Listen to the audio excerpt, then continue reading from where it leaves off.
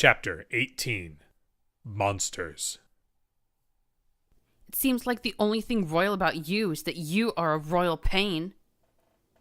What is security? I know I have the word on my barding, but what does it really mean? For most of my life, security meant walking 2 hours patrol through the living quarters, listening for the occasional alert, and long tedious hours writing reports so banal that I could fill them out in my sleep. Security was keeping the peace, maintaining stability, and preserving order. But what is security in the wasteland, where there's no peace, stability, or order left to keep? Am I supposed to create them on my own? I'm just one mayor. I tried to instill them in a community where I thought security was needed. A gift, or so I thought. But my attempts were seen as threats, an attempt to usurp flank from ponies ultimately content with the discord, instability, and disorder. I wasn't just unwanted. I was everything they opposed. What am I supposed to be doing in the wasteland? All my life I had a role. P21 rebelled against his. But while there aren't words for how much I respect him for that, my role was comfortable, and in a way, I'd grown even more attached to it since I left the stable. Damn me, I like being security. When I see raiders, slavers, bandits, and thugs that infest the land around Hoofington, standing in opposition to them makes me feel like I'm a little bit above the rest of the heap. Call it pride if you want.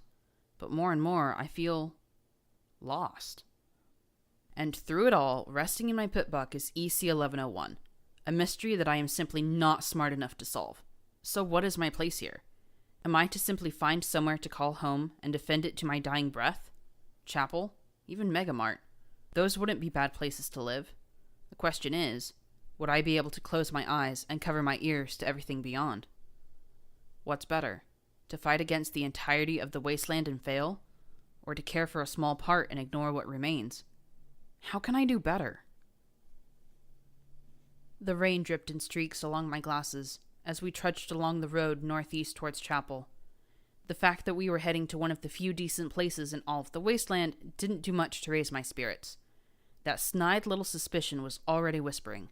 Something was going to go wrong. Something always went wrong. I glanced at P21 as he rode in the wagon next to Thorn. Well, maybe not quite always. The wagon was full of gear from Deus's camp. Despite the few survivors of the Battle of Flank who'd stopped running long enough to loot the place, there had been more locked chests and ammo boxes than the bounty hunters could open. Most of it was junk, but some of it was useful. P21 busied himself with cracking the containers open as we traveled along the broken asphalt past rusting wagons. I could only watch in awe as he ignored the swaying and errant bouncing. We stopped for a break outside a Hippocampus Energy Skywagon battery swapping station as the rain picked up. My throat felt all scratchy and my nose wouldn't stop running.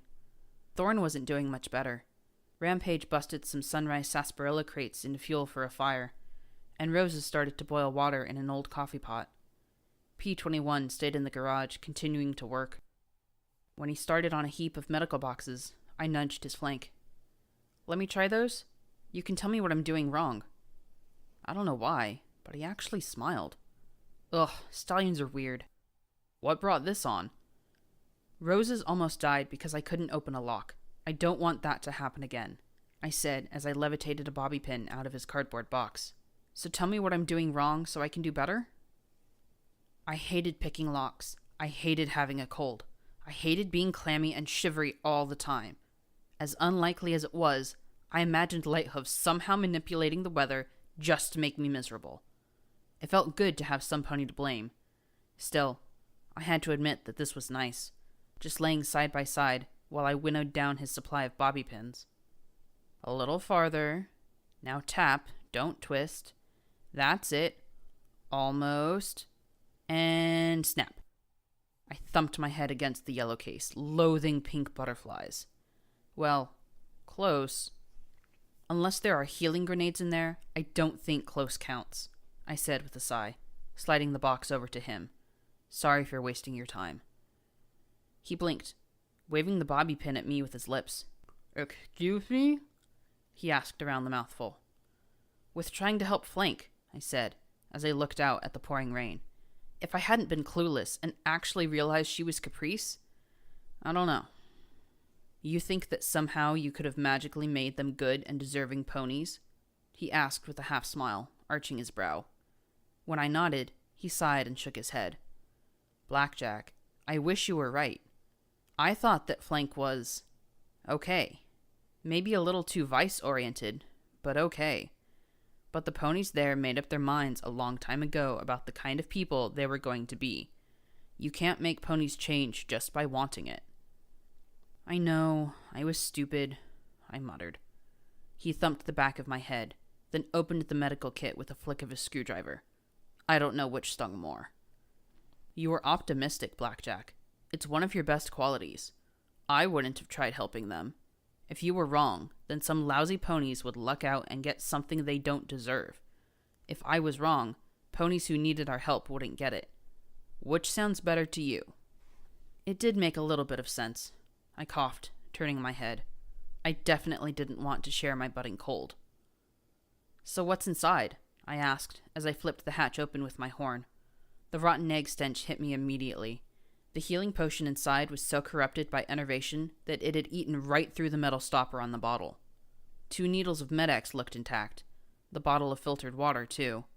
I looked out at all the rain. Maybe I could replace it with whiskey. That's what, the 5th spoiled potion? 12th, if you count the ones that were so weak they looked like water, he said as he set the goods aside and threw the case out into the rain with the others. Some of the potions were so corrupted that I swore they were moving inside their vials. He glanced back at me. I'm sorry we didn't tell you about Caprice, Blackjack, he said softly. I must have looked like quite the idiot, I said with a little smirk, then coughed hard. You looked happy, he replied. I think you really liked the idea of helping ponies out just because it was the right thing to do. I couldn't have done that. I crossed my forehooves. I was happy, and it was nice, even if it wasn't real. But I remembered Pinky and that horrible glee that seemed to rot away into a begging mess before disappearing. Had the pink party pony really been happy?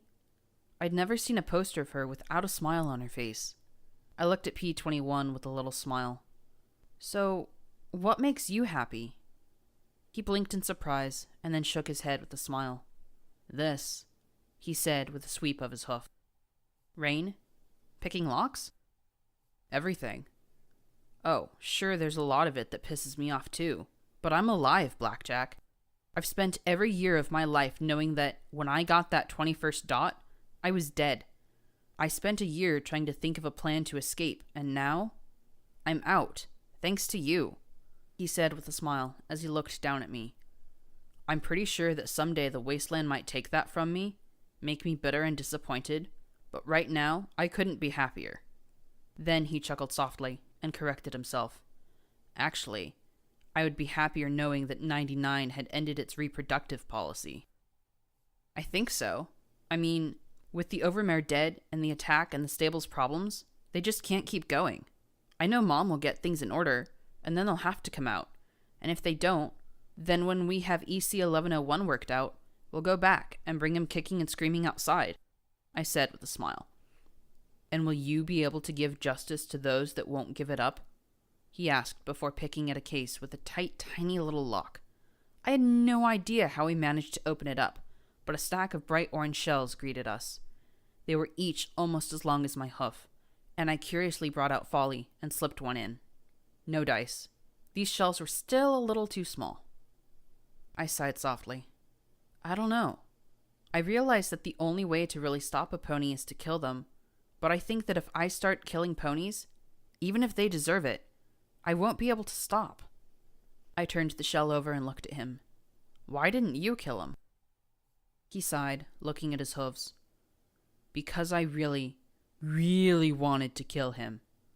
If I'm going to kill some pony, I don't want to do it because I'm getting back at stable 99. You're a good pony, P21, I said as I set the shells aside, and then noticed a small wooden box taped into the corner of the case. What really drew my attention, though, was a written note on it that simply read, "For security." What's this? I muttered. My horn glowed, and P21 reached over and touched it with his hoof, looking serious.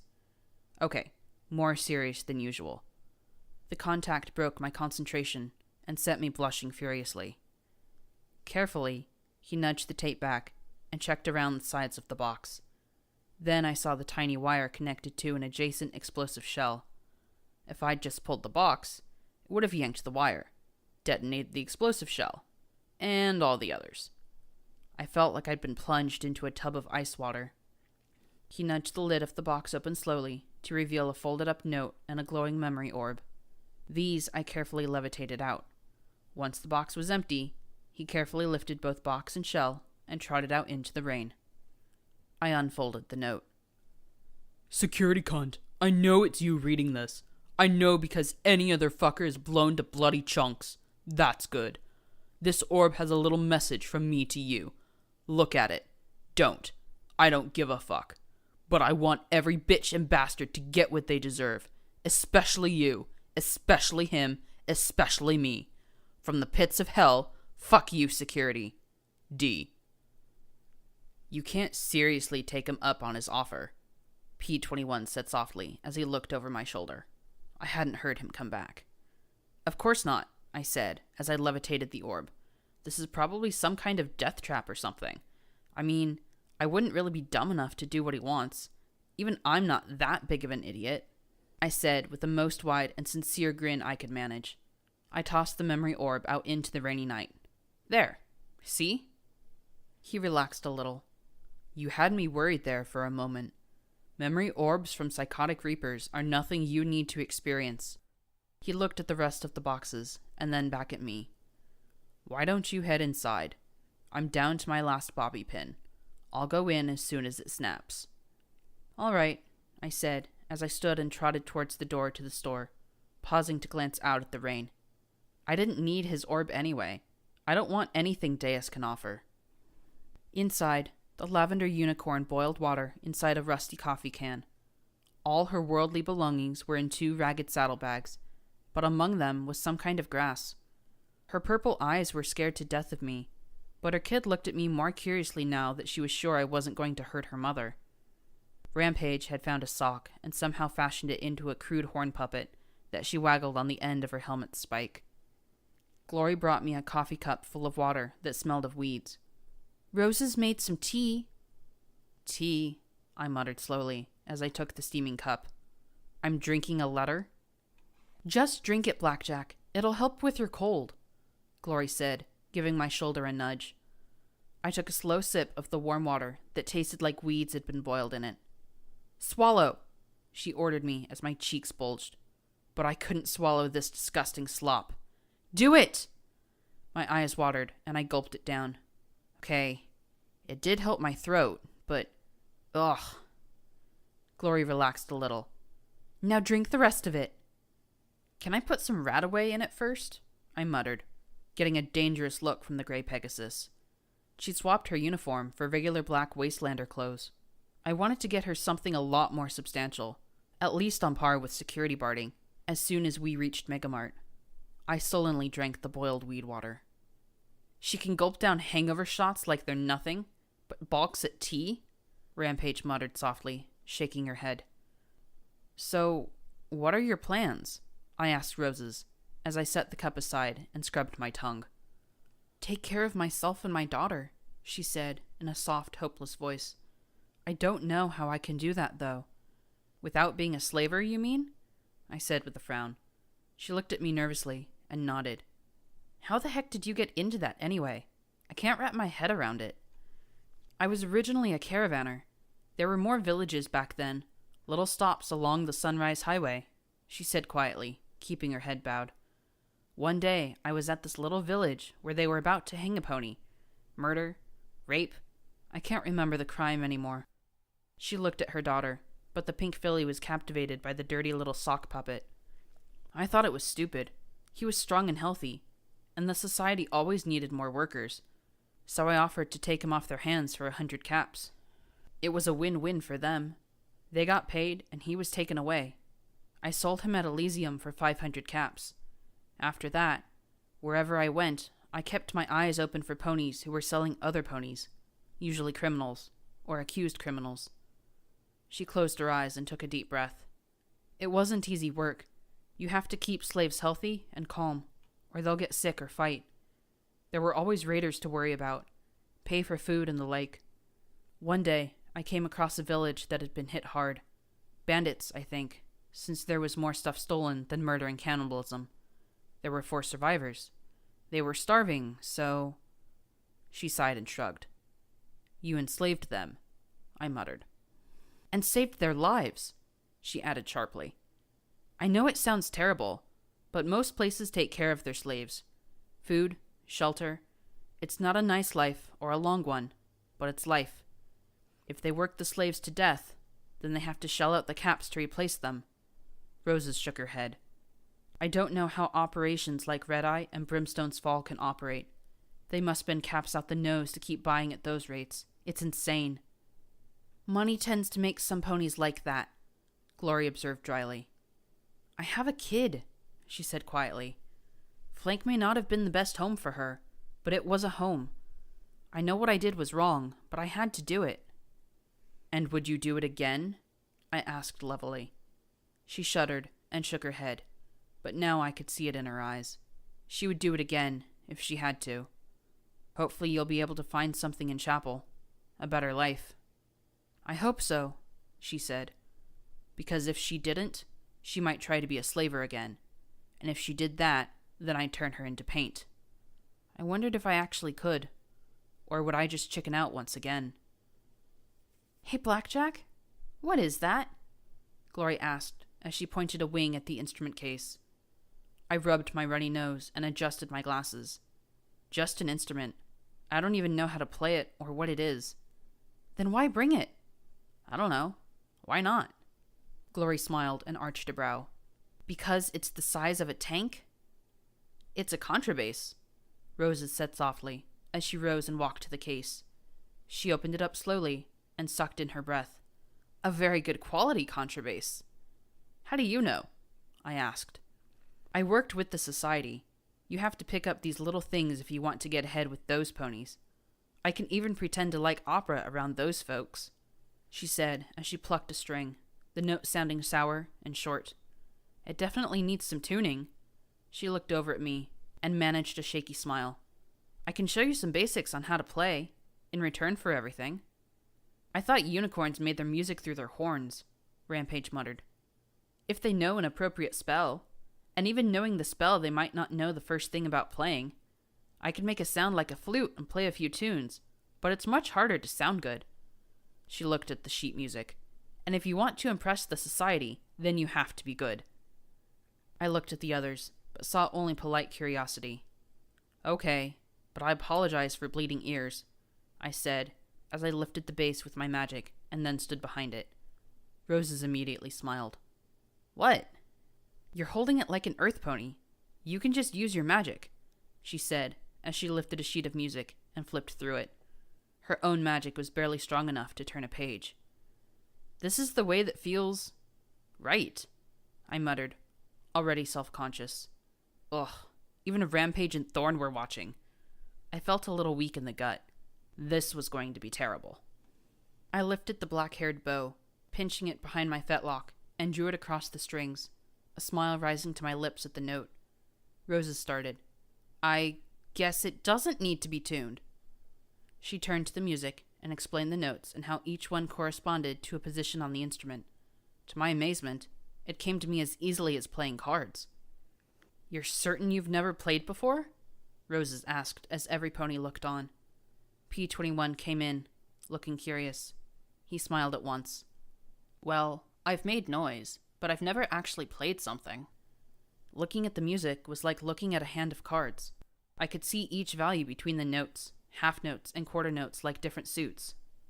This is going to be terrible. You all know that, right? Oh, just play. It's not like we've got much else to do tonight, Rampage said with a snicker, as she sat Thorn in her hooves, holding her gently. Roses looked a bit nervous, but I pitied anything that dared threaten the foal at that second.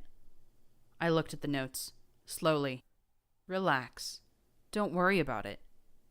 And the bow began to stroke over the strings. See the note? Execute. I could have been practicing with a baton as I moved the bow and tried desperately to get the song right. At least I had accompaniment. Twinkle, twinkle, little star, Luna alone knows what you are. Up above the world so high, like a pony in the sky. Twinkle, twinkle, little star, Luna alone knows what you are. I had to admit, I was more on key than she, but Thorn was 10 times more fearless than I. Blackjack, that was amazing! How? That can't have been your first time, Glory gushed. Really, it was, I said, feeling lightheaded. Can we do another? Roses turned to the next one in the book. The song was unfamiliar, something about cupcakes, and it was much faster than the first. Still, I focused, trying to get every note right. I didn't, of course. No pony seemed to mind the occasional slip as my hoof pulled the bow back and forth across the strings. When I finished, I panted at the exertion. Playing music was harder than I'd anticipated. You've got a real talent for that. I'm really shocked you don't have musical notes for a cutie mark, Roses observed as Thorn clopped her hooves vigorously upon the floor. Her simple statement struck me. I'd never had a choice. As I touched my cheek to the neck of the instrument, I realized that from birth, I'd never have been allowed to do this. I was security. I was allowed to listen to music, but play it? Create it? It was like listening to Sweetie Belle for the first time, or hearing that chorus ringing through the chapel and aching within to join it. My eyes met P21's. Had I gotten my cutie mark simply by default? I was good at cards and luck, but could I have been something else? I'd always thought being forced into security had been an annoyance. I'd never imagined that Stable 99 had robbed me of something so personal. Well, that was incredible, Roses said, as she flipped through the book. The next one was about dresses and much slower, but somehow richer. Then one about winter. Did Equestria even have a winter anymore? I probably butchered both, but at this point I didn't care. She turned to the next. Oh, you'll love this one, Thorn, she said as she turned it to the next page. It's your favorite. My eyes went straight to the notes, glad to play for the delighted filly. Then I played the notes. Thorn clopped her hooves in glee and sang off key. Hush now, quiet now, it's time to lay your sleepy head. My poor diseased heart tightened into a hard, gnarled hoof in my chest as I continued to play. I bowed my head, not needing the music, not needing anything but to stand there and endure. I could see Thorn, not sitting safe in Rampage's lap, but trapped within the glassy pod, wearing the wire mesh cap. I could hear the fans in the machines dying one after the other, the silence growing as I killed them. The bow clattered from my hoof as I hugged the instrument and slowly slid down to my knees. I hid my face behind it, fighting to keep the sobs quiet. What is it, Mama? Did I sing bad? Thorn asked in worry. No. Blackjack loved your singing, Glory stammered as she rushed to my side. She's just a murderer. A monster. I put the instrument away in its case. Every pony just stared. Some in confusion and some in worry. Glory wept, of course. Blackjack, she started to say as I walked past her. I saw her extend her hoof after me, P21 stopping her with a shake of his head. Thank you, P21. I stepped out into the night rain. Just like that first time that seemed so long ago, the day when I'd killed my first young filly. My legs gave out beneath me. I closed my eyes, raised my head, and prayed desperately for the rain to wash it all away. I heard that song over and over in my sick heart, feeling hot tears mix with cold rain. The best thing about being cold, wet, and sick to your heart is that your body couldn't care less. And so, in the middle of the night, I felt the call of nature and stirred to my hooves. There was a ditch beside the station that would do. I had done my business and started back when I spotted the faintest mote of light in the wet, dead grass. Slowly, I walked over to it and looked down at the memory orb I'd thrown into the rain. I lifted it, staring at the memory of a monster. I'd thrown it away with every intention of letting his vileness be lost to the wasteland. That was before I was reminded of my own brand of vileness. Maybe it was a trap. Maybe this was one of those orbs that would kill me, lock me into unconsciousness. I wouldn't put it past him. He'd wired it to a bomb, so I had little doubt that he wanted me dead. He was a monster. So was I. I might have been a monster who felt guilty, but I was a monster all the same. So, I muttered as I stared at the orb, its light casting my features in its ghostly glow. One monster to another. What's on your mind, Deus? It was a trap. Pain shot through me from head to hoof. Every motion, every breath, even the beating of my heart ripped through me in a chorus of screams. I wanted to howl, but I had no mouth. To run, but I had no legs. To beg for release, but I had no life to snuff out. My body moved, and I felt mechanisms pull and pinch and tug at my bones, muscles, and flesh. 1,000 upon 1,000 nerves rasped and rubbed against inorganics trapped inside me. I wanted to take my dragon claw and rip them all out. Then my host lifted a needle and jammed it into his neck. I felt a burning sensation as the agony melted away. And then I heard his voice, that faint metallic speech. Not fun, is it, cunt? He asked low and soft as he trotted in front of a mirror. Even with the chem, I felt the pain chewing on my nerve endings. The only part of him that wasn't on fire was his crotch. This is 5 times stronger than Med-X. It'd kill any pony without a cybernetic heart. I've got no idea where Sanguine gets it, or how he makes it.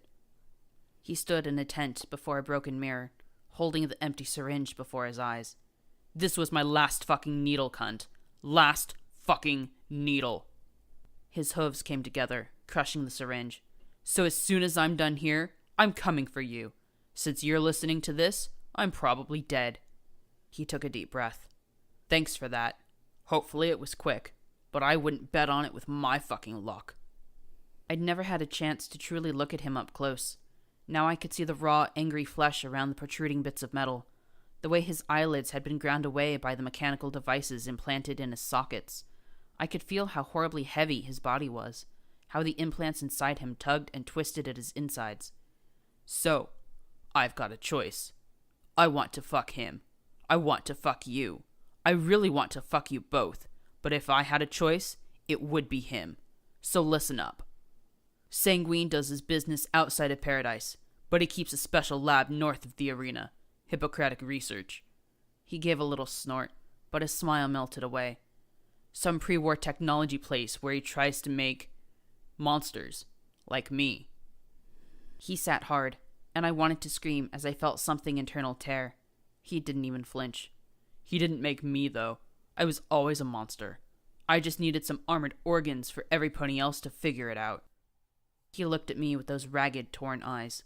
I'm glad you were a better fucking monster than me, and I hope you get put down before you're a worse one. He turned to look at a blue unicorn standing beside him, and then paused. Then he scowled as he looked at himself in the mirror, seeming to be pondering something. If you want to fucking know, if you care, go to the Miramare Air Station. There's special lockers there. 5th one. Password is Mama. Have my shit. Enjoy it. And just know that, fuck, I didn't want this. None of this. And for a moment, the monster slipped away, and I looked at the face of a tired old stallion in pain and suffering. Then the moment passed, and he turned to the unicorn and shouted, "Now get this shit out of my head and let's go kill this cunt." With that, the pain ended, but not its effects. I lay in the wet grass, my limbs twitching as phantom pain shot through them. My eyes were wide as I stared off into the night. He hurt. I had never imagined, could not imagine pain like that. I had never imagined that the implants forced into his body would be painful. Every inch of reinforced flesh came at that horrible price. Only one region had been unenhanced and free of pain. I'd changed that. I could only thank Celestia that he died so soon afterwards. "Don't you have the sense to get out of the rain, Blackjack?" A tinny little voice asked above me. Slowly, I turned over, the pain slowly fading from my twitching limbs as I looked up at the bobbing Sprite pot overhead. I sat back up, my head throbbing, my throat scratchy as I croaked. "Watcher?" The tiny bot bobbed slowly as it watched with its large blue eyes. I looked up at the clouds, wishing I could just fall into them. "You look rough." I didn't know what to say. I didn't know what to do. So I did the absolute worst thing possible. I bawled like a lost foal. Sitting in the shelter of the garage next to empty footlockers and medical boxes, I told him everything. Everything I could. Everything I could think of. I told him what happened in the Fluttershy clinic. I told him about Brimstone's fall and failing to stop the execution. Failing to save Glory from betrayal at Miramare at the hooves of her own people. I didn't stop. Couldn't stop. I told him what I'd learned about Stable 99, about how I'd hurt P-21, of sparing a slaver only to have her become a victim, freeing a slave only to have him become her rapist, of failing to make any part of the wasteland a better place. I even told him what I'd learned about Deus just minutes ago.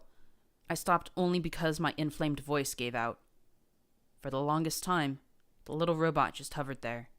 I wondered if he'd really been listening. Finally, he just muttered, "Wow." And I thought Little Pip had it rough.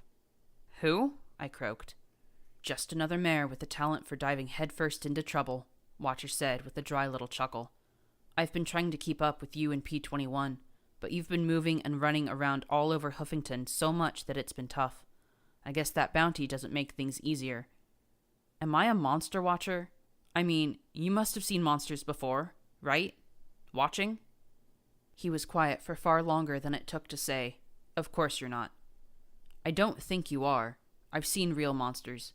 But the terrible fact is that every real monster I've seen started as a pony just like you. Monsters are made, and the Wasteland's great at picking out exactly the right thing to make you into one.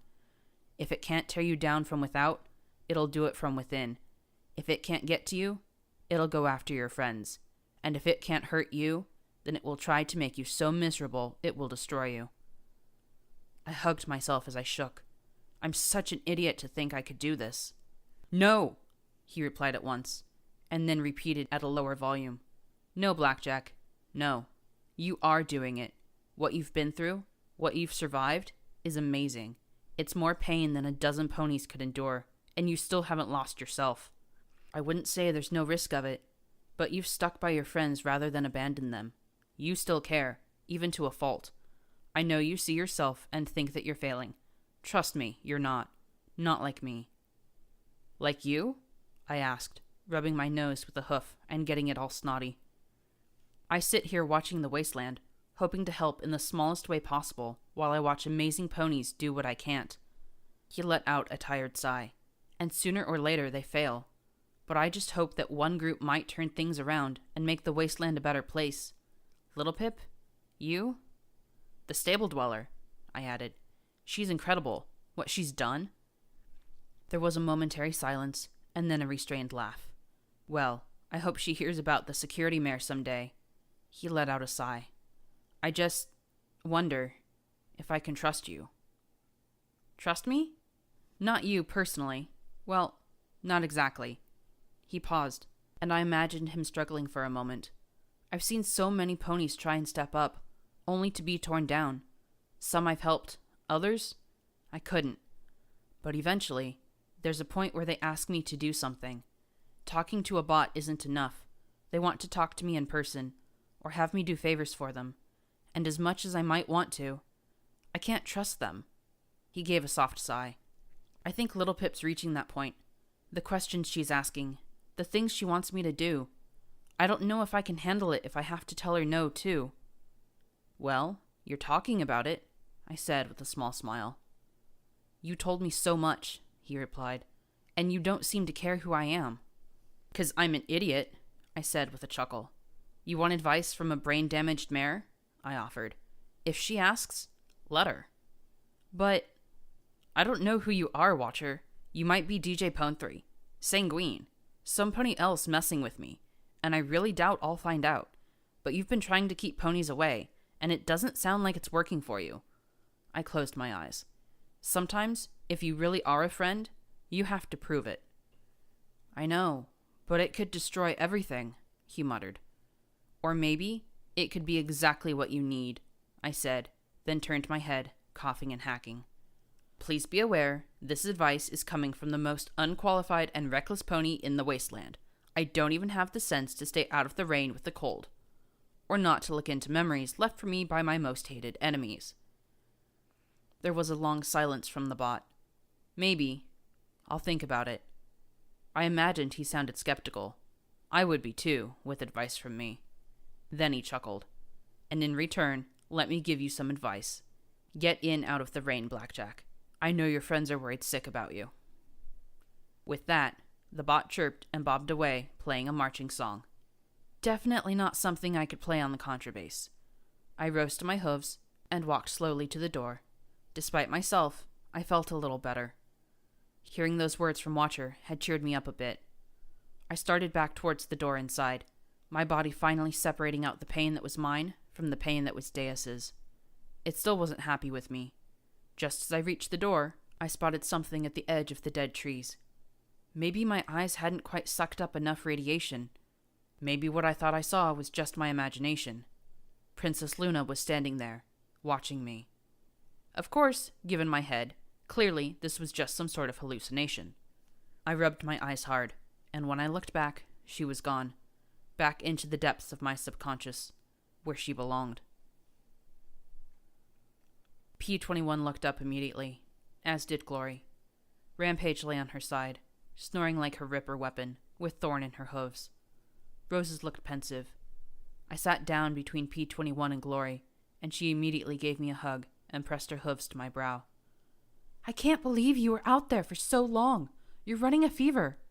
Her lips pressed together as I saw concern vie against the desire to tell me what an idiot I'd been. It's okay. I needed to be alone for a bit. That song? I shook my head. I thought I'd put all that past me. Now I wondered if I ever would. I wondered if I ever should. Was a brain filled with mental landmines the price of virtue? I was afraid you'd do something stupid, P-21 began softly. Then I lifted Deus's memory orb. His eyes widened. Then he closed his eyes and shook his head with a groan. I should have known. So, what did it do? Hurt, I replied. Glory brought me another cup of boiled weed juice, but with how my head and throat felt, I really couldn't bring myself to complain.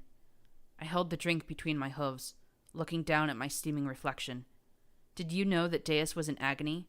Constant agony? I've never hurt so bad. Sanguine was the only source of painkiller that made it bearable. I glanced over at Rampage. He thanked me for killing him, and told me where Sanguine is hiding. I don't get it. If he was in such pain, why... Glory began, and then flushed. Why didn't he just... kill himself? She asked in a near whisper. I closed my eyes as I thought a moment. Why don't you? Why don't I? He may have had a shitty life, but it was his. He wasn't going to just check out. He had to go out fighting. That's the kind of pony he was. I couldn't think of him as a monster anymore. A vicious and dangerous pony, yes, but he'd had reasons for it. I don't think I could have stayed sane with that constant pain. Monsters came from somewhere, Watcher had said.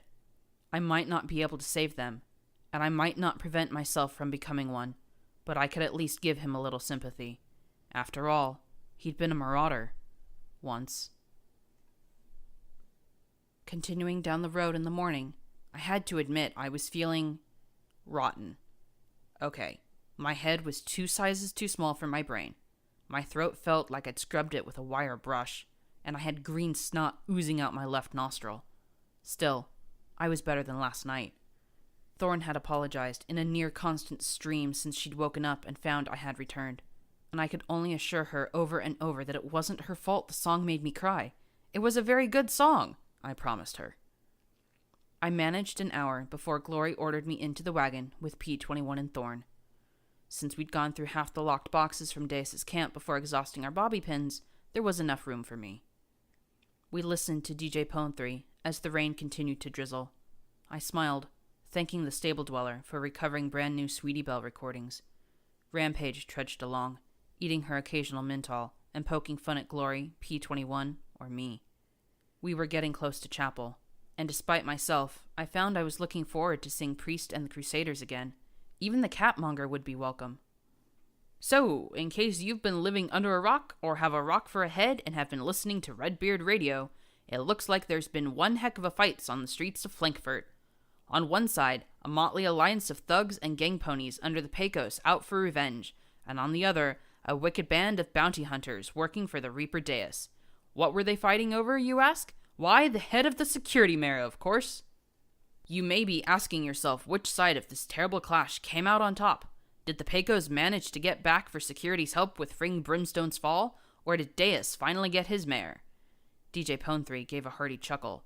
Well, folks, it's my delight to tell you, neither! When the dust finally settled, and ponies dared poke their heads from their homes, it was security who greeted them with a grin on her face. The Pecos are scattered all across the hoof, and Deus, the Reaper who started this whole mess, is dead. That's right, folks. For 20 years, Deus has been the nightmare of the Reapers, but this time he was outclassed by a single security mayor. People out there may want to keep that in mind when they start thinking about doing things like hunting down ponies or working their tails off to make the wasteland a safer place. I groaned and stomped my hoof on a case. Damn it, DJ! I didn't do anything but get shot at, I said, drawing a startled look from Rose's. Jem and P-21's bomb were the ones that actually killed him, and even then it was all his ammo blowing up that finished him off. Yeah, but you've got to admit that you killing him is a better story, Glory said brightly. And in other news around the hoof, it looks like there's been a recurrence of raiders hitting the Manhattan Highway and the Sunset Highway between Megamart and the river. Looks like you can't keep the psychopaths down, so be sure to double up if you have to go anywhere near there, and if you don't have to go, don't go. Now, if you'll excuse me, hot damn, it's time to get my toaster fixed. And with that, the music resumed. I blinked in confusion. His toaster fixed? I guess he really likes his toast, I muttered cluelessly. Rampage snorted as we crested a ridge. I could see the towers of Hoofington again, and the bridge, and even the tiny white spire of Priest's Chapel. There were some ruins off to one side of the road, some kind of large house. Yeah, well, I bet you he's getting... Roses threw a tin can at the back of her head, glancing at Thorn. Unfortunately, at that moment, a hard wet gust cut down the hillside, and with a deep rumble of thunder, a torrent poured upon us. This was more than just a Huffington drizzle. The cold deluge soaked through my barding in seconds, and Thorn yelped as she hid inside a wooden crate. Of course you pick now, I yelled up at the rain. I stood in the back of the wagon, and thrust my left forehoof up at the black skies. Well, forget it. We're going to chapel, and there's nothing you can do to... The world turned white. I knew I was alive, because death didn't hurt this much. I thought for a moment that I'd been dumped back into Deus's orb, but then I realized this pain was mostly external. I lay naked on a mattress with a blanket over me. Oh, I could really use a day when I... But my raspy quip died the second I looked around and realized I was alone. Slowly, I sat up and winced as I looked at bright pink patches on my white hide. Funny, but they seemed a little familiar. Then I looked over at the pile of scorched metal plates that was the utter ruin of my barding. Glory must have used every healing potion we'd gotten from Flank. The room I was in wasn't much better. Bookshelves, filled with rancid and pulped books that tainted the air with a sour milk smell, ran floor to ceiling. A chandelier still hung from the cracked and water-stained ceiling, dusty crystals giving off a wan greenish-white glow that rose and fell like a breath. The fine carpet underhoof had transformed into a blackened rag that looked liable to disintegrate at a touch. I could feel the spongy floorboards underneath it. And worst of all, my pitbuck was dead as a doornail. Burns ran from the end of my hoof across my body. The ones on me were already partially healed, thanks to Glory. But the ones running across my pitbuck's screen... EFS? Navigation? Inventory? SATs? Everything was gone. Suddenly, I had a far better understanding of my friends. I'd never been in a situation where I couldn't detect something in the next room or past a door. Slowly, I pulled myself to my hooves. Oh boy, I muttered, as I looked around for my gear, but found only a few empty crates. From the mattress and the tipped-over table, it looked as if they'd hidden me here and then fled. I coughed and rubbed my drippy nose. So, alone, unarmed, unarmored, pitbuck dead, and I've got a cold. Did I miss anything, you bony bastard? I muttered. From outside the windows came a white flash, followed at once by a booming crash. Right! Almost forgot. I walked to the door and then quietly pushed it open. A pony in bloody plate armor loomed up before me. My horn glowed, but I caught myself before releasing the spell.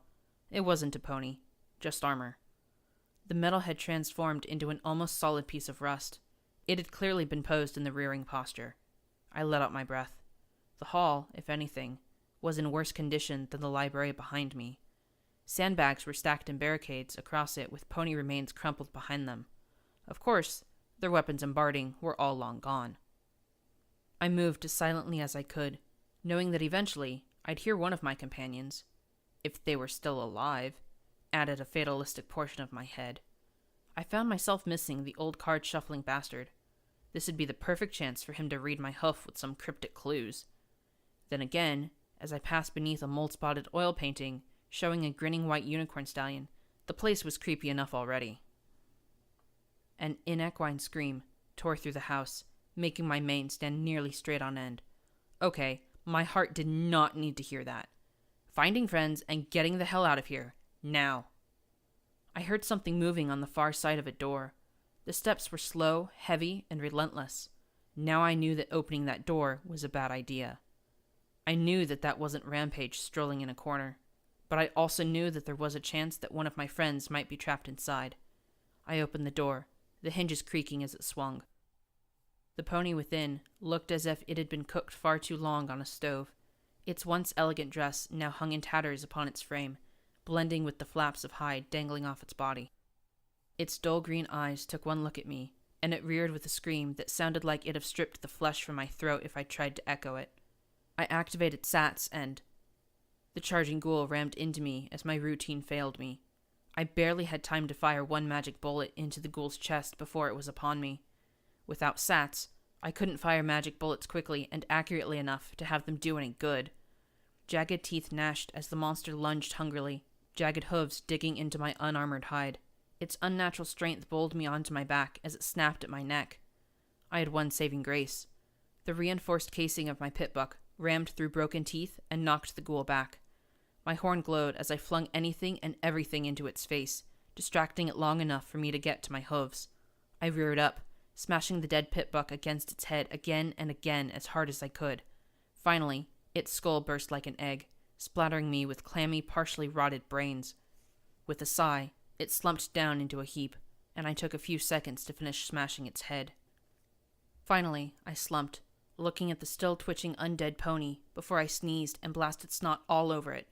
Ugh, gross, I muttered as I wiped my nose and smeared glowing ghoul brains over my nostrils and upper lip. I froze. Balefire bomb me now, Celestia. Just do it. Get it over with. This room had been some sort of study. It seemed to have far more filing cabinets than books. Most of them had been pulled out, the files scattered and trodden upon until mold and moisture rendered them into pulp.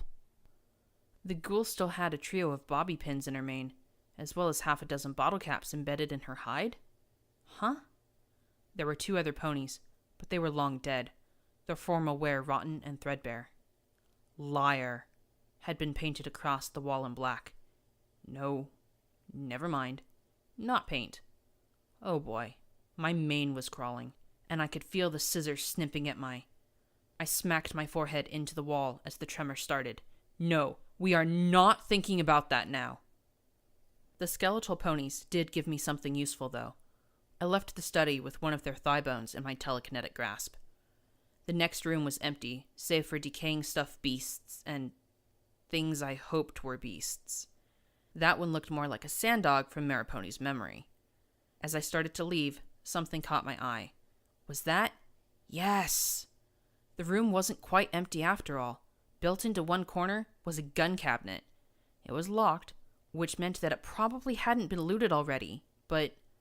I swallowed, and tried to focus on P-21's lessons as I scrambled at the lock. It was harder than most, and I winced as one pin snapped. The second opened the case with a click. I felt pretty good as I pulled it open and... saw a box of 12-gauge shells and a tube of Wonder Glue. Yay. I didn't even have a way to carry them. I'd made a quick jaunt back to the library to snag the blanket. Torn in half, it would at least make for an impromptu sack. I looked at the bones, the glue, and the stuffed canine, and slowly smiled. 10 minutes later, I trotted out with the thigh bone studded with claws and fangs. As I turned the corner, 2 more ghouls screamed and charged me. I really wished I had sats to ensure my hits, but my magic was good enough as it swept the jagged weapon in an upwards arc that shredded the front of one of the ghoul's throat and tore away at its lower jaw. I stood on my rear hooves and rammed my pitbuck into the maw of the other as it lunged with a bite. Hugging its head, feeling its cold, slimy mouth slobbering on the end of my leg, I focused on bringing the thigh bone around in a smash that tore off the first ghoul's pulpy head. One down, I tightened my grip on the other, twisting my forelimbs and body around till my weight levered it onto its back with me around to lying on top of the undead monster. I pinned it as it struggled and flailed. I looked down into its one cloudy eye and one empty socket and shouted, "Where are they? Where are my friends?" For a moment, I thought it was going to answer. Its eye narrowed and met mine. Then it looked at my horn and screamed, "Liar!" then lunged for my face. "You keep trying to save every pony." I closed my eyes and brought the bone down again and again on its skull till the creature shuddered and went still. Then I found the foyer. Sandbags had been made into barricades across the front door and built up in both windows. Machine guns that were more rusty than gun lay amid the bones of ponies who had used them. The ammo containers were another story. Carefully, I pulled them open, looking at the well-preserved 5.56mm rounds, rifle ammo, and me with no rifle. One of the barricades had been stoved in pretty recently. I peeked out into a courtyard filled with pony remains. I could see a dozen ghouls shambling about the yard, and our wagon. I could see the fine marble walls pitted with bullet holes and blackened by fire. Again, more signs that something had gone terribly wrong. I looked at the carved busts of dignified stallions smashed and broken against cracked tile floors, and moldy tapestries creeping slowly down the walls they once decorated. There were wire nooses dangling over the edge of the balcony, and some pony had spray-painted vile epithets against the nobles, and even Celestia and Luna as well. After experiencing that memory, I wanted to kick the hay out of them. I looked down another hall, and I froze as my brain let out another spurt of craziness. Luna had returned, standing on the far side of the hallway, with the foul water swirling around her ankles. "So, are you gonna deal some cards, or what?" She just looked at me, and then at the swirling water. Then I saw this water was a lot more colorful than it should have been. My mane started to itch as I backed away from the dark alicorn. Right, radiation is bad. Good thinking, me. I'll just go this way. I turned to peek down another hall, and when I looked back, Luna was gone. Of course she was. She hadn't really been there, right? Okay, time to get my friends and get out of here. I moved along the first floor of the rotting manor as quietly as my hooves could carry me. One peek in the banquet hall at the ghouls sitting expectantly at their tables, and I closed the door as softly as I could. My ears strained for something that could hint at where my friends could be. Everywhere I looked were signs of battle, a mob of ponies storming the manor in one last desperate surge. In one room that held the fanciest terminal I'd ever seen, the logged-in screen told me that P21 had at least gotten this far. I looked at the files. They appeared to be some sort of correspondence. To Your Eminence, Lord Brandybuck of Trottingham. Surely you can't be suggesting that ponies of our breeding and lineage retreat to a common stable with the rest of the herd. While existence within Stable 1 might be appropriate for ponies of our standing, provided the princesses attend, I suspect that ponies such as yourself demand a sophisticated stable appropriate for the aristocracy. Fortunately, I know of just such a stable in development. It is being produced clandestinely, outside the notice of the ministries or stable tech. Imagine a stable with appropriate waiting staff, stocked with provisions as benefits our refined palates. A stable to preserve not just our lives, but the culture and dignity our status demands as well. However, such a stable will require a significant amount of capital if we are to be prepared against every contingency. A minimum investment of 1 million gold bits per household member is required to secure our proper future, free of ministry meddling and the common rabble. I have every faith in your strictest confidence in this matter. I await your reply. Prince Blueblood. The next three were the same, asking for vast sums for inclusion in an exclusive stable. The final message was different, though. It happens today. When the fine nobility of Equestria is ready at your manor, we will transport all of you securely to the stable. Make haste. It won't be long now. That simple message froze my blood. Had there been ponies who had known of the balefire attack in advance? Suddenly, I thought back to Mr. and Mrs. Cake and the Huffington Museum. The automatic fire in the first two. The riot here. Some pony had known, had taken advantage. But why? What good was anything of the old world if it was blown to hell? I found one of the heaps of old bones in the hall, with a folded paper spotted in brown mold. The words were hard to make out, but if I squinted and rotated the page, I found out from a friend that there's a huge stable hidden right under Blue Blood Manor, the note read. It's 3 times bigger than any other stable. A super stable, just for those aristocrats. I couldn't get a straight answer from Stable Tech, but there's something to this. Keep your eyes open and your hooves ready. Something bad had happened in Huffington. Something that had gotten a lot of ponies killed.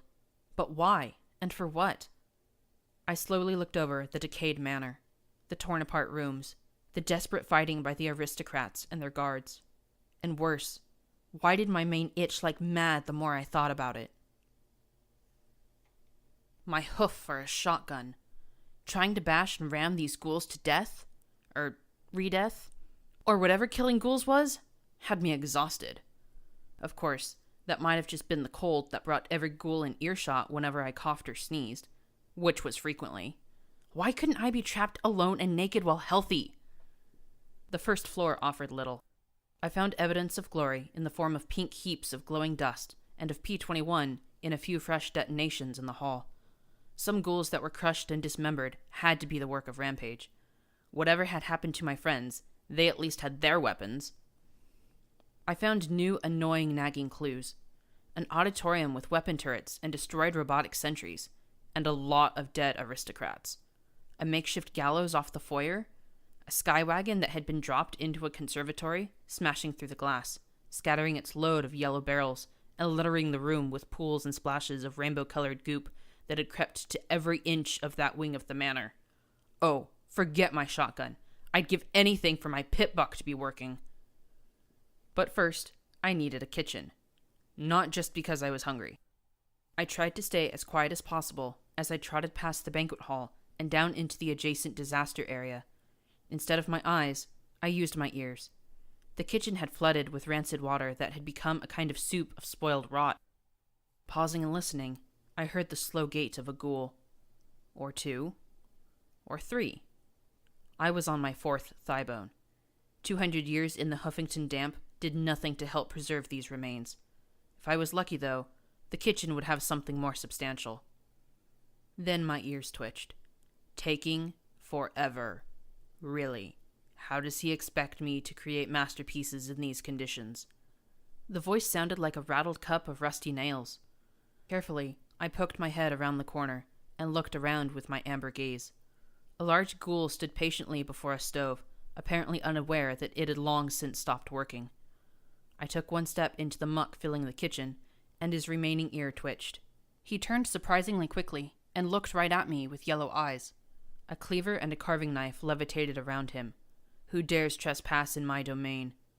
Our eyes met, and the boiled-looking pony suddenly grinned. A glow job? Nice.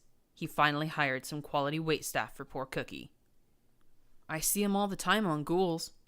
I must have sucked up enough radiation for my eyes to glow like those rare ghouls, and given the mess that was my coat, I supposed I looked appropriately ghoulish. Yeah, what you need done, boss? My cold, ravaged throat made me sound just as nasty as he. I saw a disintegration pistol on the counter beside him, and edged closer. Boss, huh? I like that. The ghoul grinned from ear to missing ear. Actually, that was all he could do. I got the impression he wasn't exactly all there, as most of his kitchen lay half submerged. These nobles, always in such a rush. Why don't you get started on dicing the vegetables while I get ready for the main course? Cookie said, as he pulled the hatch open a little. I hope they like the new menu. Ooh, the turkey is almost done. Let me out! Glory screamed at the top of her lungs from the depths of the oven. I'd moved closer, looking for what I needed, when my thinking stopped. Without a moment's hesitation, my horn grabbed the largest, heaviest, and probably dullest cleaver on the counter and swung the chopper into his spine. The last vestiges of sanity went out at that moment as Cookie whirled. Apparently, ghoul anatomy differed a bit from that of the living, as his animated flesh continued moving. He let out that mad scream as he reared up. This time, their habit helped me.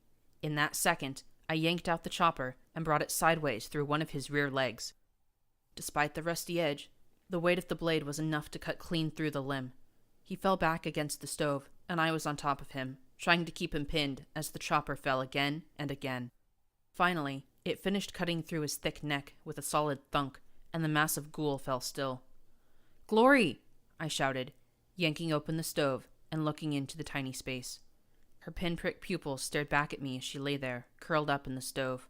I could see and smell that being trapped in the tiny space had been too much for her. I reached in and pulled her out, hugging her tightly as she shook more and more. "Shh, Glory. It's okay, Glory. It's okay. You're okay. You're safe," I said over and over again. How did Glory and I help you?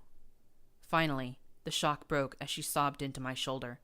I stroked her mane with a gentle smile, and she started to calm down. "You're alive! You're alive!" she muttered in relief as she pressed her face into my shoulder. "Glory, what happened? Where are we?" She looked at me in surprise, then sighed. "You got struck by lightning, Blackjack, right in the pit buck. It was bad. I think most of the charge went through the plates in your barding, but it heated them till they melted through your armor." She blinked and tapped her hooves together. "Oh, and your heart stopped. Roses managed to conjure a spark strong enough to restart your heart, and we gave you every healing potion we could. I even almost used Hydra," she confessed, looking guilty. "The storm was getting worse, so we headed for this manor. Unfortunately, as soon as we got inside, the ghouls attacked. P-21 dragged you off somewhere. Roses and Thorn went upstairs. Rampage and I were forced down here." Glory started to shake as she pointed to a small door. "We thought to hide. Okay, I wanted us to hide in there, but there was a hole. She fell in." I walked over to the door she'd pointed to.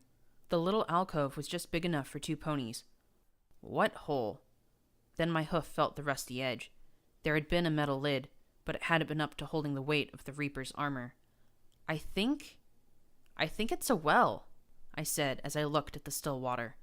"Poor Rampage. I can't believe that's how she'd go," Glory said softly. I felt a niggling horror. "Glory? I doubt she is." Glory looked in the room, and then at me. "You think she's still alive?" She started shaking. I had to admit, it was unnerving to me as well. I couldn't imagine Rampage not trying to drown herself. "We'll need some rope or chain or something. If she's alive, we can't leave her down there," I said, wondering how deep the water-filled pit was. Why was this never easy? I raced the chopper. "Get your pistol. Once we find the others, we'll try and get her out, and then we'll have to get out of here. I don't know how bad it is, but we're sucking up radiation." One of the many pitbuck functions I missed terribly. "It's broken. Too many shots without replacement parts," she said, as she splashed through the muck to the burned-out weapon and her shredded gear. "What should I use?" I looked at Cookie's cleaver and lifted it into the air before Glory. She looked ill. "Or would you prefer knives?" Now she looked really ill. "Just think of it as really intense surgery. The procedure is head amputation." Okay, that got a little crooked smile. "Blackjack, how can you crack jokes like this?" she shouted, then reached out to take the cleaver between her hooves, looking both upset and a little amused despite herself. "What, should I be scared?" I said as I looked around the kitchen, grinning as if it were nothing at all. I couldn't help it. "Why, when I was a little filly and the lights were turned down low, the darkness and the shadows would make my fear grow. I'd hide under my bed from what I thought I saw, but Gin Remy said that wasn't the way to deal with threats at all." "You're singing?" Glory murmured in shock as I strode out into the hall, calling out like a bucket of rusty nails and drawing every hungry bastard in earshot. "How can you be singing?" Unfazed, I continued. She'd say, "Blackjack, you need to stand strong. Lower your center of mass. You'll see that they can hurt you if you cut them off with a pass." The ghouls that spilled out after us met each swing of my rusty chopper, heads and legs parting under its heavy, jagged blade. Ha, ha, ha. I laughed out, with each sucking thock of the blade into the monsters in the hall as we advanced. If I didn't get one, Glory finished it off behind me, watching me with astonished eyes. So, chop up all the ghosties, tear up all the grossly, glare up at the creepy, smash up any weepy, kick out all the kooky, slice up all the spooky. A final surge of ghouls charged as I spread my legs wide in the hall, bracing myself and swinging the chopper as I shouted. And cut that victim's scary face and kick him hard in the throat if he won't leave you alone. And if he comes at you again, then he's got another thing coming, and the very idea of him hurting you just want to I laughed wildly as I lunged forward, the jagged chopper tearing the ghouls into piles of parts as I finished with one horrid buzzing note. Chop.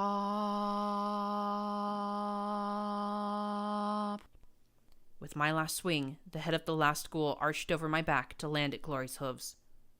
Standing in the hall, with snot running down my face, grinning from ear to ear, my eyes glowing like amber moons, I looked back at her. See? Just need the right weapon and the right attitude. Of course, that was the moment when, as we stood exposed in the main hall beneath the balconies, a half-dozen ghouls charged, and these had died wearing body armor that still looked intact enough to cause trouble. Still, have chopper, will chop. Then, something metal pinged off the ground in the middle of the crowd of undead, and an explosion ripped most of them to pieces. I glanced up at P-21, who was looking at me in furious frustration. Hey, P-21, good timing, I said as I walked, taking off head or limb, whichever I got to first, into the midst of the ghouls as they struggled to rise. Behind me, Glory looked at one squirming ghoul and gave a hesitant little chop that just made the corpse jerk and squirt semi-congealed blood on her face. I think she was about ready to climb back into the oven. Blackjack, are you brain damaged? He shouted down at me. I blinked, thought about it for a second, sat on my haunches, and held my forehooves a few inches apart. A little bit. You! He stomped his hooves as I strolled towards the stairs. You are He was actually sputtering by the time I reached him. I missed you too, I replied, as I nudged his hip with my own, cutting him off. And thanks for taking care of me while I was out. Now he'd gone from babbling with fury to stammering with embarrassment. Yeah, he said, as he stepped back from me, rubbing his head and apparently unsure how to react. You're okay, right? You and Glory are. If we can free Rampage and find Roses and Thorn, I'll be fucking ecstatic, I chuckled, looking at a second set of barricades at the top of the steps. Please tell me you found some working firearms. Not unless they shoot rust. I've got some shock grenades and a magic grenade left, and that's it. P-21 went over to Glory, and I sighed and bent over, coughing and hacking, spitting phlegm over a fallen picture of some pretentious-looking unicorn. I took a few breaths, trying to steady myself. How is she? P-21 asked Glory. I was surprised I heard them at all. She's doing it again, Glory muttered softly, probably watching me in worry. Pushing herself? Mm-hmm. I turned and gave them both a smile. Hey, I'm fine.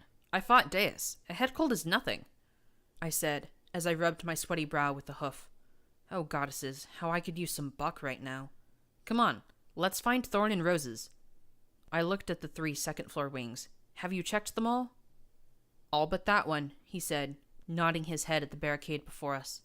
The fancy furniture was sprinkled liberally with bullet holes and shell casings. From the corpses on the far side, it clearly hadn't been enough to keep out the vengeful ponies below. We carefully picked our way over the top. Fewer attackers had made it this far, so the vandalism was somewhat reduced. Generations of handsome unicorn males decorated the walls, fungus nibbling away at the once vibrant colors of their portraits. I don't suppose you know how to get this working, do you? I asked P-21 as I waved the pitbuck at him. What do I look like, a pitbuck technician? He asked with a worried little smile. My ears twitched, and I raised a hoof to my lips. I walked to the door and pressed my ear against the paneling. Shh, be very quiet and the bad ponies will go away, whispered a voice. I checked the door. Locked.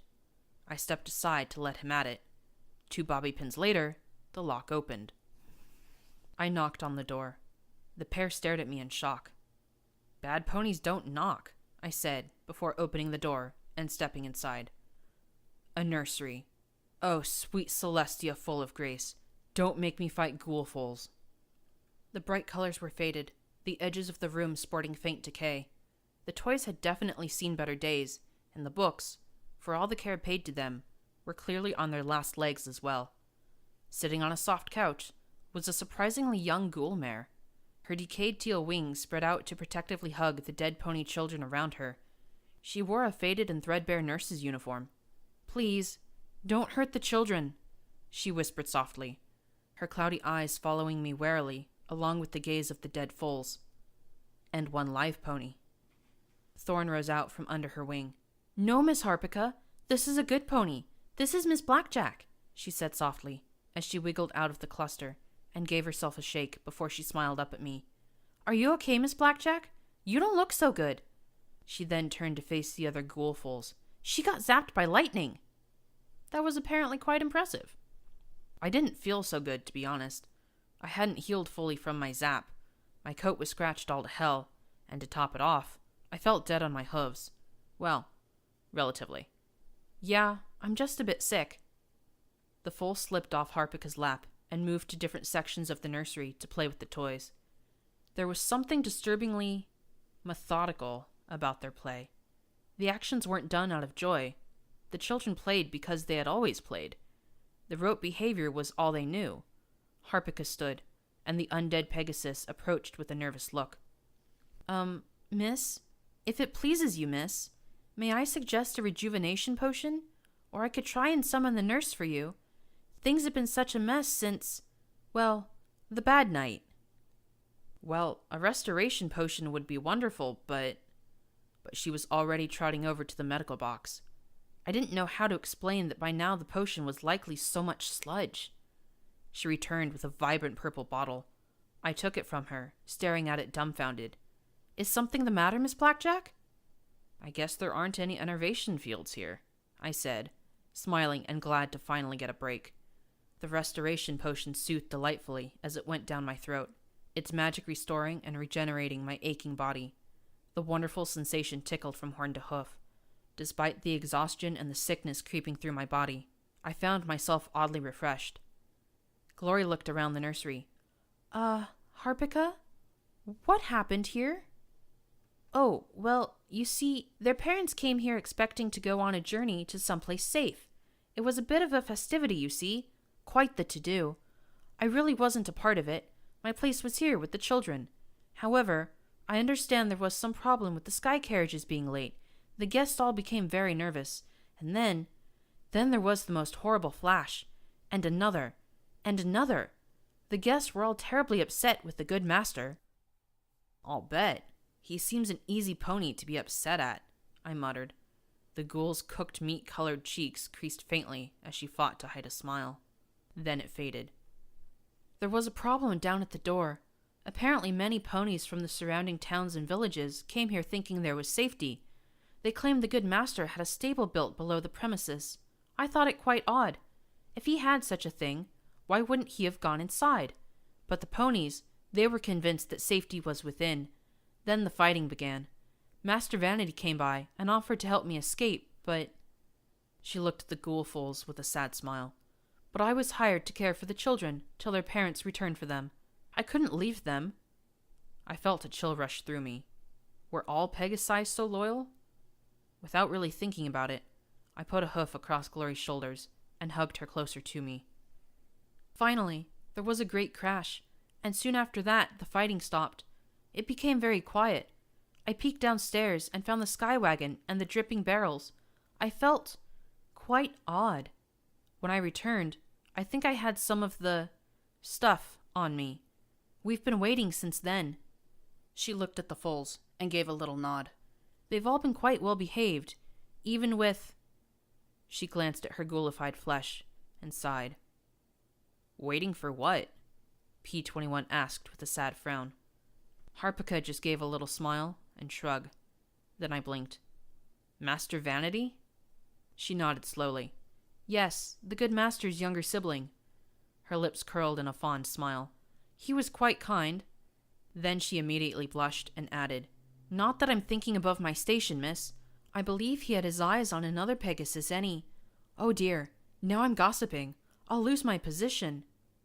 I don't think you have to worry about that, P21 said dryly. You said that Vanity helped ponies to escape? Did he leave with them? Her smile grew. Master Vanity was positively valiant. He single-hoofedly fended off dozens of attackers. He always was the superior duelist. And did he escape as well? I asked with a smile, imagining the roots of King Awesome and the society. Her smile faded a little. His room is just down the hall, miss. I swallowed hard, looking over my shoulder.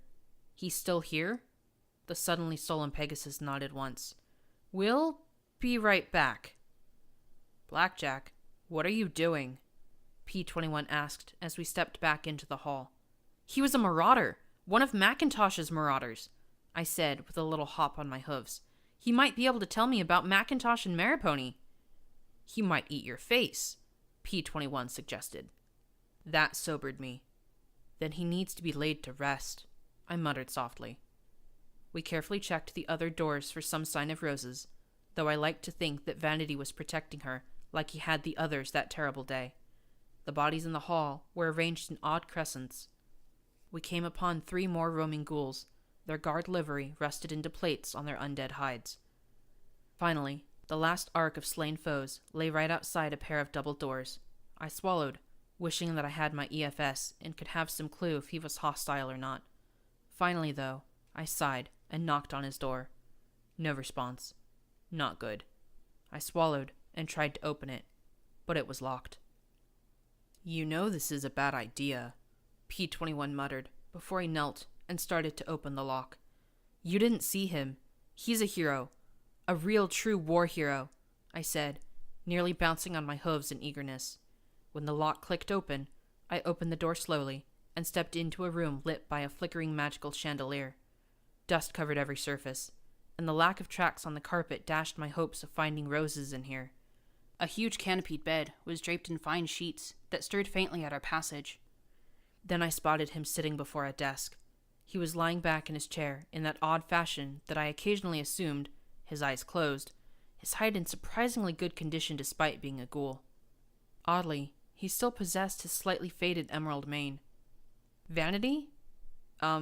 Prince Vanity? I've wanted to meet you ever since I found out about the Marauders. I wanted to ask...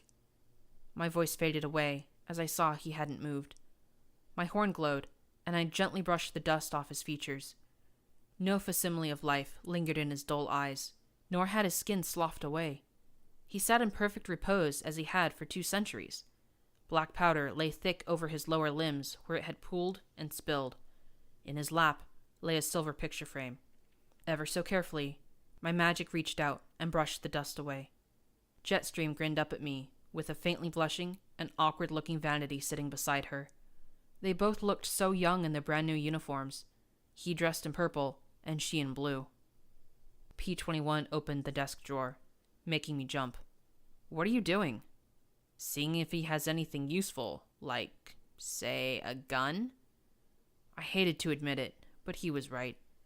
Sour as it was, he might have something we could use. The only thing of note was a carefully folded piece of paper resting on a wooden box. I lifted it and unfolded the paper. Dear Director, courtesy demands that I say that I hope this letter finds you in good health and spirits. In honesty, however, I pray you are suffering as slow and terrible death as I. Project Redoubt has been successful beyond your dreams. It is my sincerest hope that you die in your hole. You have doomed hundreds with your duplicity, and I have been complicit in their murder. My lesser regret is that I will never be able to deliver this resignation in person along with a blade through your callow heart. For my greater regret, I can only pray that someday, somehow, she retrieves these. I held them for her, as I swore I would. Celestia and Luna, forgive your nephew for my perfidy. Vanity. A war hero. He was supposed to be a war hero.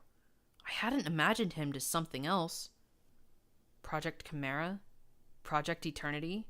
Project Redoubt? I could scream. Had there been a project to clue for blackjack? I opened the wooden box and looked at the 4 orbs within.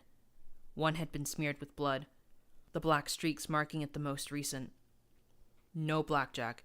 You are not jumping into memory orbs right now, P21 said as he reached over and closed the box. We have to find Rose's. Yeah, I muttered as I backed away. Was it just my imagination, or was Vanity smiling? After half an hour and a dozen rooms, we'd found no sign of Rose's. My nose was running, my throat burning, my body aching, and my mane itching. I'd really had enough of the creepy house. My only relief was that the pale bastard hadn't shown up with strange little teasers and ominous card tricks. He was really missing out on his opportunity here. The levels of weirdness were increasing exponentially as we went from room to room. In one, there was an art gallery dedicated to Fluttershy, apparently done when she'd been young and a model? That was what it looked like, though I had a hard time imagining the yellow Pegasus surrounded by screaming fans. Strike that. I could imagine it easily.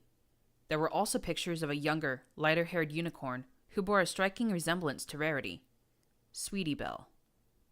A second room seemed devoted to the Ministry of Image, ranging from pictures of the building in Canterlot and Huffington to internal papers and documents to news clippings about the ministry mayor, which seemed few and far between. It looked like the MOI was not big on self-promotion. Another room held pictures of Rarity. Many of these pictures were more clandestine in nature, ranging from a few official pictures of the Great Mare to secretive photographs. One room was completely empty, save for 8 defense turrets and a pedestal holding a wedding ring. I thought it best not to investigate further. One room was full of dresses. Then Glory's ears twitched. Is that music? I paused and listened. Definitely chamber music, recorded by the scratchy sound of it, and an oddly familiar contrabass. Hurry, I said as we ran.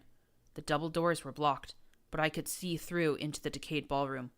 Rosa stood in an elaborate and fine ball gown. Dozens of bruises bloomed across her face, blood leaking from her nose and split lip. Most ghouls were, of course, disturbing. Seeing one dressed in formal attire was slightly more so.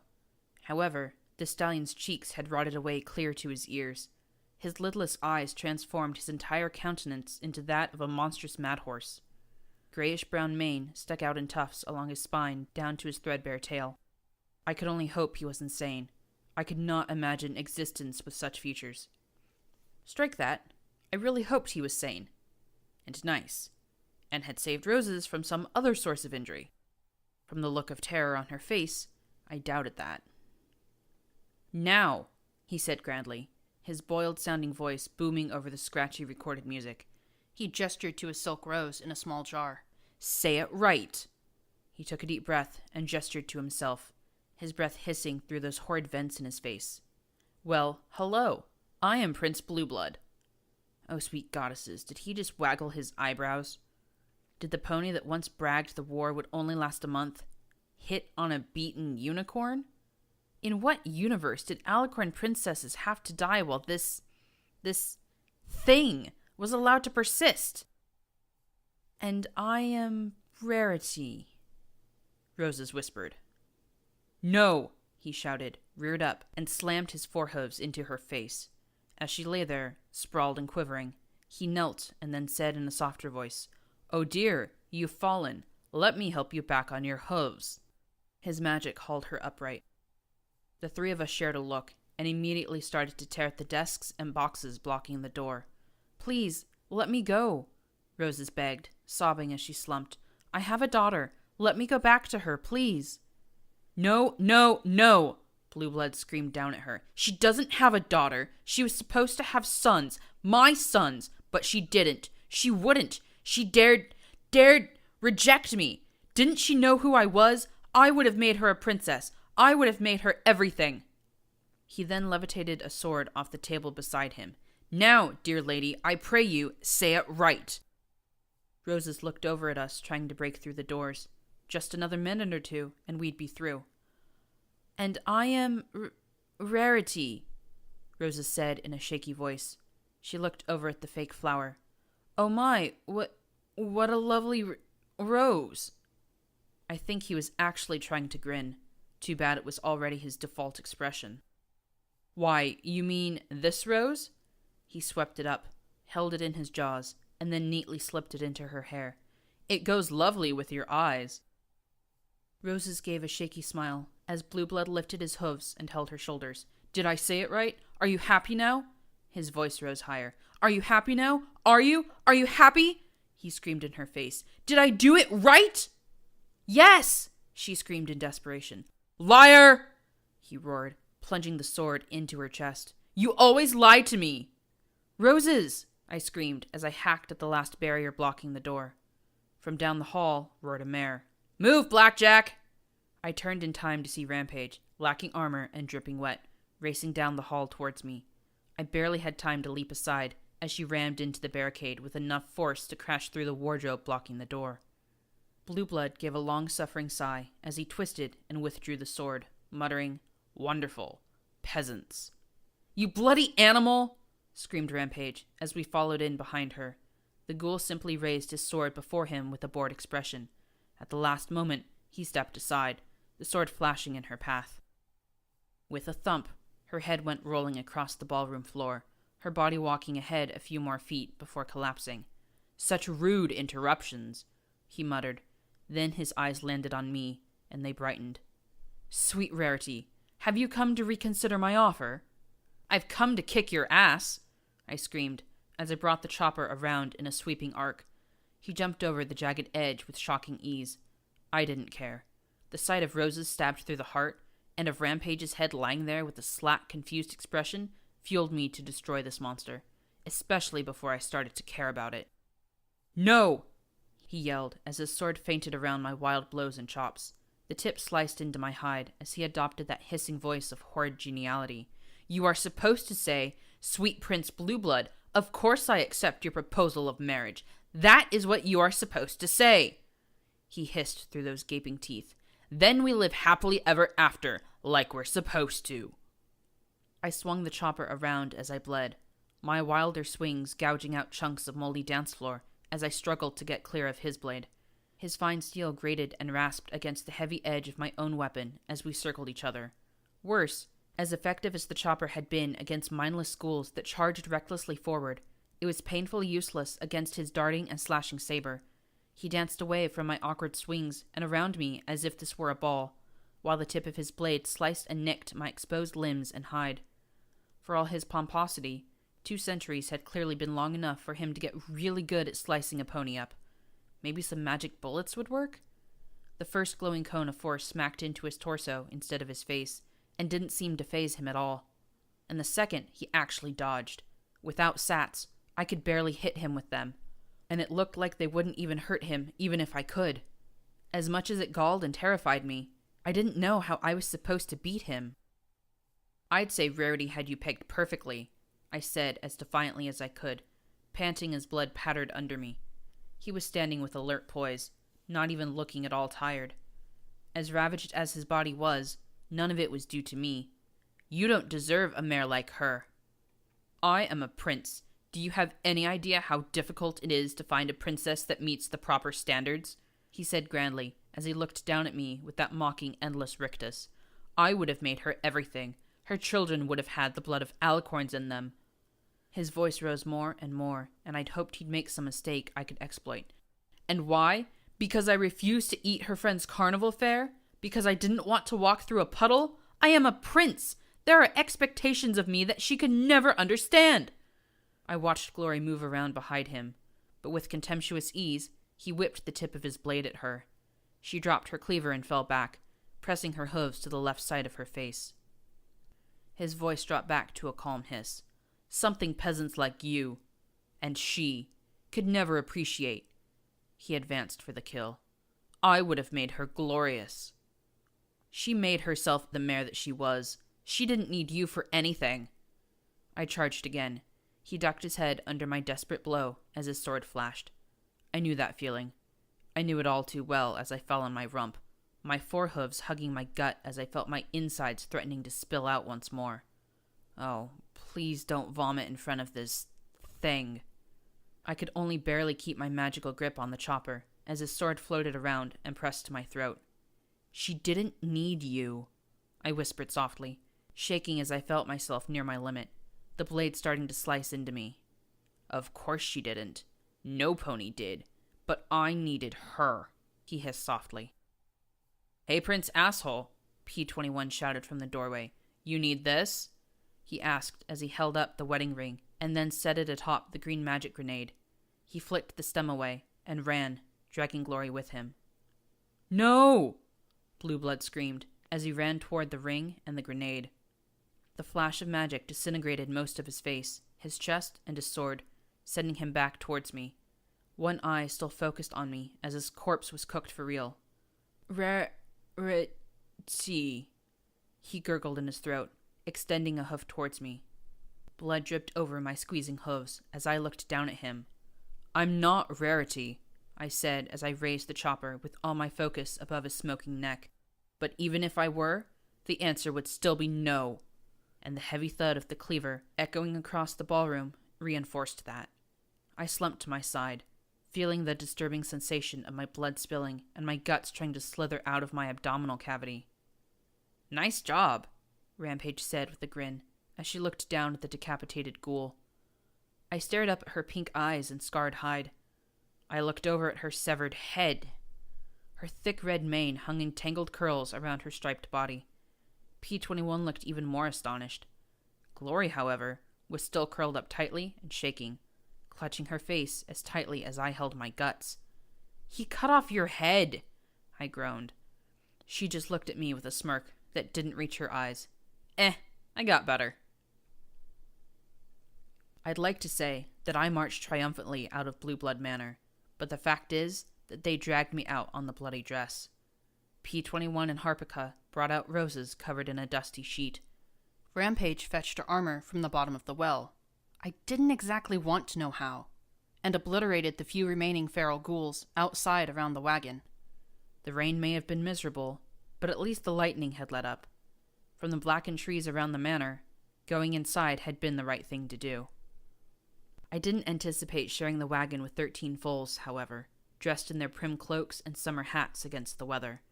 The ghoul foals seemed positively thrilled, though they kept it more or less to themselves. After all, I was bleeding out slowly, and Thorn was now an orphan. "We know how you feel," one of the ghoul foals told the pink unicorn. "Our parents are dead too." As we left, I glanced back at the wing, where I hoped Vanity rested peacefully. Once more, I glimpsed the dark alicorn, this time looking out a window at me before walking out of view. My mind was playing peekaboo with my senses. All I needed now was an obscure reference to card houses, or a sight of Celestia poking around, and I'd be set. Our arrival at chapel was a bit chaotic. Priest immediately rushed to Glory, who then turned him firmly towards me. That was about the time the amount of blood still in my body dropped below the amount of blood needed to remain conscious. I am pleased to note that in this state of unconsciousness, I had no dreams that involved metaphoric, fatalistic card hustlers. Sometimes even I get lucky. I came to slowly, lying on a mattress with the strangest sense of having done this before.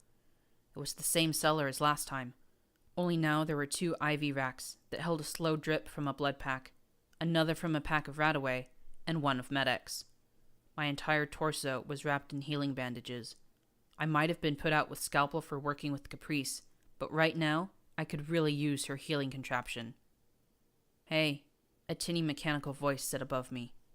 Slowly, I looked up at the strange little bug robot. "Hey," I replied weakly. "Let me guess, I look bad?" "You look pretty awful, yeah," Watcher replied as he lowered himself to eye level.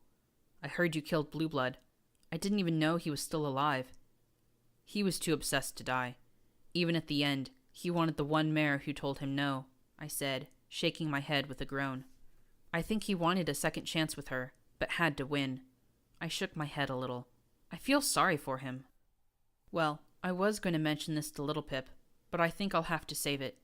No way any pony would believe this," Watcher said as his wings buzzed almost inaudibly. "She's coming to see me." "She is?" I blinked, in a bit of a sick Med-X haze. "She is. Way to go." "I thought about what you said, and you're right. For 200 years, I've been trying to be like Blue Blood, have everything just so. Everything the way I want it to be, nice and safe. But if I keep that up, eventually I won't be able to reach out to any pony. I'll just be stuck here forever. I hope it works out. I know that Little Pip must be a special mare for you to take this chance. I gave a lazy little grin. Need some pointers? I've dealt with professionals. There was a momentary pause. What? Well, you. And her. Together for the first time? I gave a lazy smile. There was a long silence, and then, Blackjack, that's just wrong on so many levels. I hoped that he was laughing in those pauses. I think he was. Hoped so. I also wanted to say congratulations. A friend of a friend told Bottlecap that you had the money together, and she told that friend to tell her friend that she was going to arrange for the meeting. You'll finally find out what EC 1101 is. Yeah, about that, I sighed, and pulled my hoof out from under my blankets. I held up the charred casing and burned out screen. Is this going to be a problem? Footnote. Level up. New perk added. Ghoul Friend. 10% more damage to ghoul targets and an opportunity for additional speech options.